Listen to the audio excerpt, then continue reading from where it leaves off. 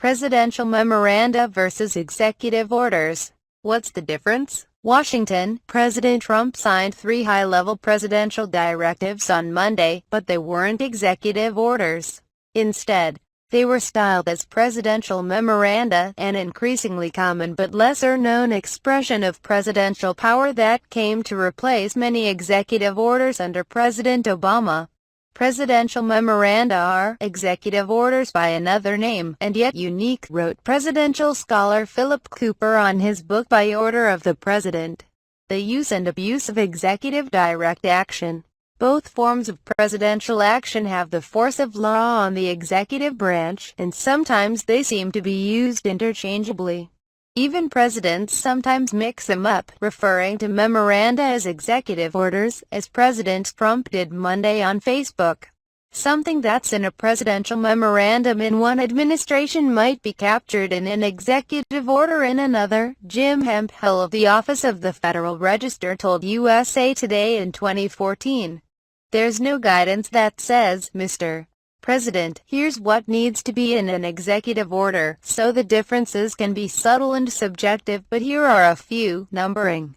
Executive orders are numbered. Trump's most recent order, titled Minimizing the Economic Burden of the Patient Protection and Affordable Care Act pending repeal, is Executive Order 13,765. Presidential memoranda are not numbered, which makes them more difficult to count. Prestige in order sounds more assertive than a memo, and the numbering system gives executive orders an aura of power. Publication. Executive orders are required by law to be published in the Federal Register, which is sort of the executive counterpart to the Congressional Record. Presidential memoranda may be published or not, depending on the subject, but it's the publication of the memorandum that gives them general applicability and legal effect. Precedence. Certain types of orders are given priority in publication in the Federal Register, and may take legal precedence. The hierarchy is proclamations, executive orders, presidential memoranda, presidential notices, and presidential determinations. Notices and determinations are usually required by Congress on specific issues. Authority. Under an executive order signed by President John F. Kennedy, an executive order must cite the authority the president has to issue it. That could be the Constitution or a specific statute. Presidential memoranda have no such requirement. Amendments. An executive order can only be amended or rescinded by another executive order.